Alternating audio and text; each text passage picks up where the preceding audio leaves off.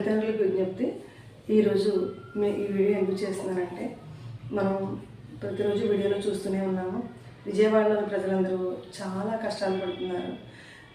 నిల్వ నీడ లేక, సరైన ఆహారం దొరకక వాళ్ళు నీళ్ళల్లో చాలా కుటుంబాలు రోడ్డున పడ్డాయి.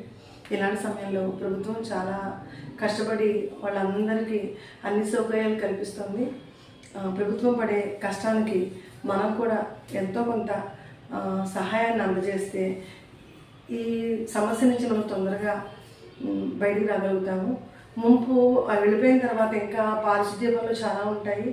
ఆ ఇళ్ళన్నీ బరువుతో నిండిపోతే అవన్నీ తీసి క్లీన్ చేసి మళ్ళీ ఉండడానికి వీలుగా చేసుకోవడానికి చాలా కోట్లు ఖర్చు అవుతుంది. ఇలాంటి సమయంలో ప్రజలందరూ కూడా మనవంతు మన సహాయం చేస్తే ప్రభుత్వానికి అండగా నిలిచిన వాళ్ళం అవుతాము. అందుకని మనందరం మన స్కూల్ తరపు నుంచి మనకు ఎంత వీలైతే అంత మనం కూడా సీఎం రిలీఫ్ ఫండ్కి అమౌంట్ని అందిద్దాము.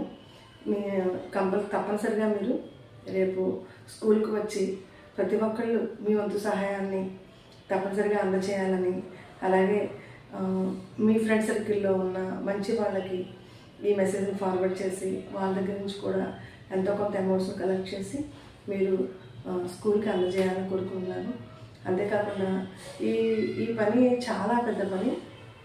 అంటే రాముడు సేతు నిర్మాణం చేసేటప్పుడు చిన్న ఉడత కూడా వెళ్ళి ఆ ఇసుకలో పొర్లి రామసేతు మీద సేతు నిర్మాణంలో ఇసుకను చల్లుతుంది. అప్పుడు రాముడు అడుగుతాడు, నువ్వు ఎందుకు ఇలా చేస్తున్నావు అని. అయితే ఉడత చెప్తుంది, నేను కూడా ఈ నిర్మాణంలో పాలు పంచుకోవాలని, అందుకే నాకు ఎంత వీలైతే అంత ఇసుక రేణువులే తెచ్చి నేను ఆ నిర్మాణం మీద వేస్తున్నాను అని.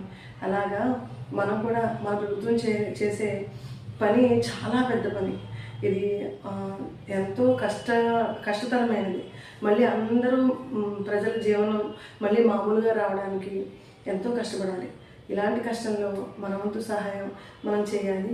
అలాగే మన పిల్లలందరికీ కూడా మానవతా దృక్పథం అనేది అలవాటు పడడానికి, అలాగే వాళ్ళు సహాయం చేయాలి అనే భావన మనం కలుగజేయడానికి ఈ పనిని మన స్కూల్ తరపు నుంచి ఖచ్చితంగా చేయాలని నిర్ణయించుకున్నాము. మీరందరూ మీ సహాయ సహకారాలు అందించాలి. అంతేకాకుండా ఎవరైతే ఈ సెప్టెంబర్ నెలలో పెళ్లి రోజులు, అలాగే పుట్టినరోజులు, ఇంకా ఏదైనా కార్యక్రమాలు డబ్బు ఖర్చు పెట్టి చేసే పనులు ఏమన్నా సరే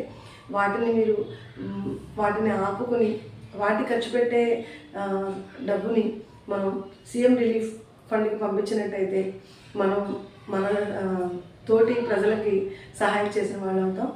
ఇది మీరందరూ గుర్తుపెట్టుకోండి. అలాగే ఈ మెసేజ్ అందరికీ ఫార్వర్డ్ చేయండి. Thank you.